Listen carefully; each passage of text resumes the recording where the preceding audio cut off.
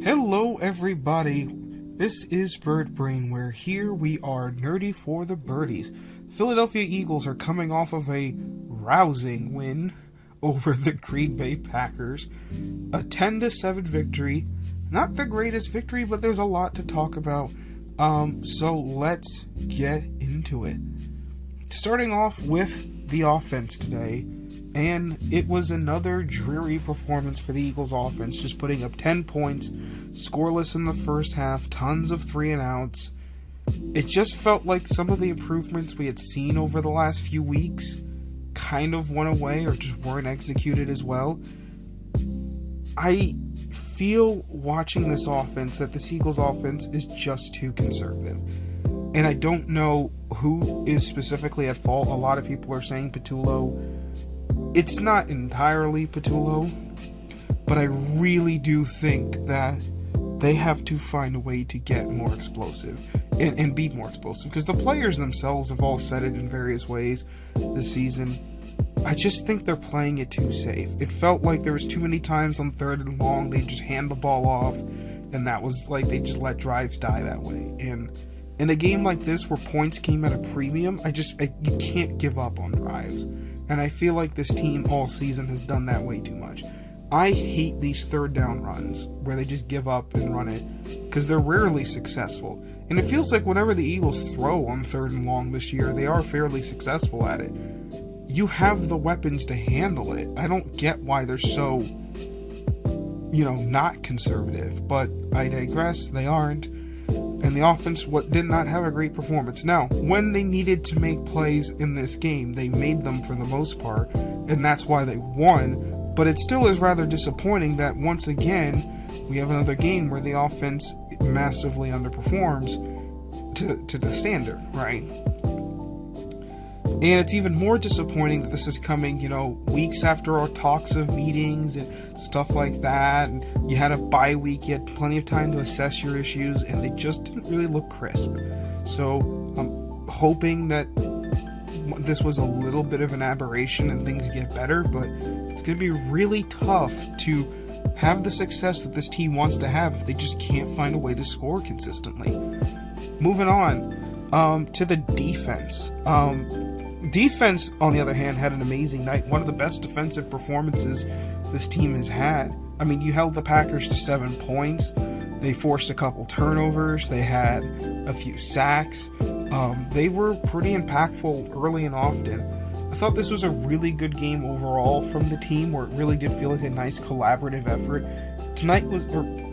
Last night I should say, because it's Tuesday I'm recording this. This was the first time it really felt like that the unit was really cohesive, that they were together, they were making plays together. It felt like they were really as one unit, and if this is the future of this defense, that is a championship caliber defense.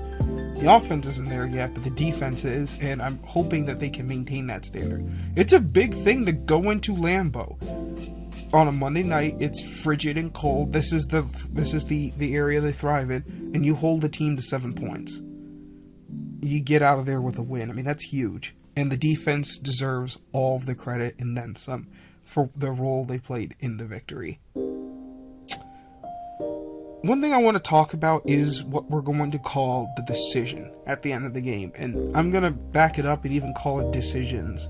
And it's a thing that I have seen a few too many times with this team, is late game decision making for whatever reason with this team gets very weird sometimes, and it feels like it happens a couple times a year where there's a situation late in the game and they just play it weird and weird things happen, and then you have to hope and pray the defense bails you out, which it mostly does. It happened last year against Jacksonville. It happened against the Falcons, except you didn't get bailed out.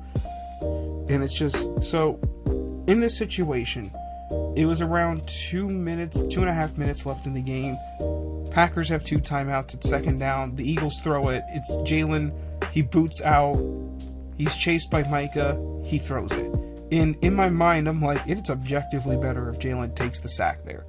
And I get it. You want to convert. You want to get the 1st down and end the game. But it's better to take the sack in that spot let the clock run, and if the Packers decide not to use their timeout, you're going to kill clock. If they do, then you're stealing a timeout.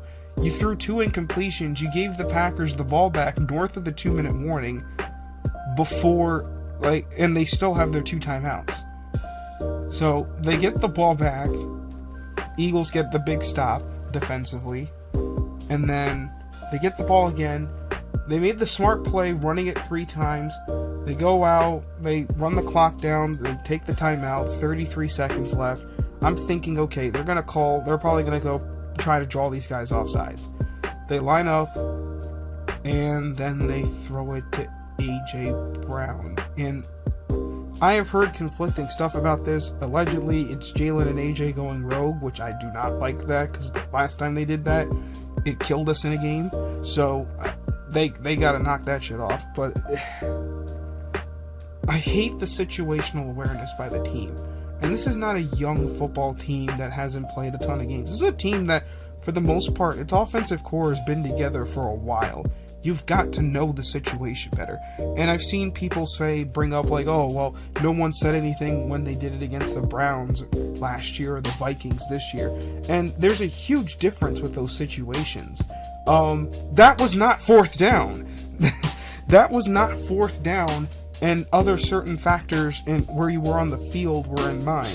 They are not doing that shit against the Vikings if it was 4th down where they were on the field. They were in plus territory. They would basically be conceding a field goal to the Vikings at that point, right? I thought they were when they came back out after the timeout, I thought they were going to try to draw them off sides, take the delay of game, back up, and then punt the ball away, right? Because you can't take a timeout twice, that's delay of game. So you'd punt the ball away, try to pin them, even if you punt it out of the end zone, no chance for a return, right? You pin them, they're starting at the 20, you gotta go all the way to around midfield to get a field goal try.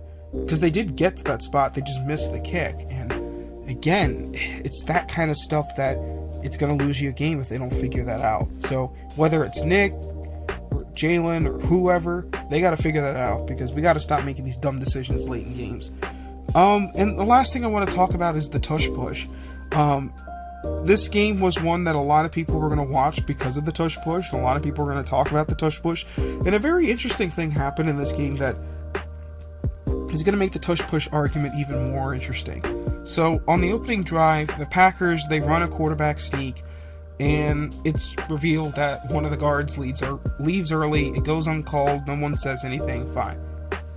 Next drive, the Eagles run a tush push, kind of a weird variation. Landon jumps, and it doesn't get called, and people are losing their minds about it on social media. And my honest opinion is, I know full well this play is going to get banned. At this point, I could care less. My problem is, at this point, if they're going to ban this play, what aspect of it are they banning? Because if they're banning the push, the Packers proved that is still a problem. The lineman jumping off sides is a problem without a push. Love was not pushed in his tush. So I don't know why. This has been a play. The quarterback sneak itself has been a play for years. I've never heard anyone complain about the officiating of a quarterback sneak before. It's then the Eagles add the push, and then people hate it. So if that's the problem and people are going early, right, then they have to ban the sneak, not the push. So are they banning the quarterback sneak or the push or both? I don't know. That's the conversation we're going to have in probably February and March, but it's going to get banned, but it's whatever at this point. Player of the game. Our newest Eagle, Jalen Phillips. Welcome to the Birds. Had a nice introductory game. He was impactful. He had a huge pressure on the opening drive that forced the Jalix Hunt sack. He had the fumble recovery right before halftime on the Kobe Dean strip sack, and he had the forced fumble and recovery, he had the forced fumble of the Josh Jacobs 4th and 1 play that Reed recovered. It's hard to tell which of the two was there to do it, but he was the one who blew up the play anyway, so he gets a lot of credit. So he really showed up nicely. Anyways, next week we take on Detroit. The offense has got to show up for that game, because Detroit's a team that's going to put up points irregardless of who they go up against. So anyway, this has been Bird Brain. Hope you guys enjoyed being nerdy today. Fly Eagles fly. See you around.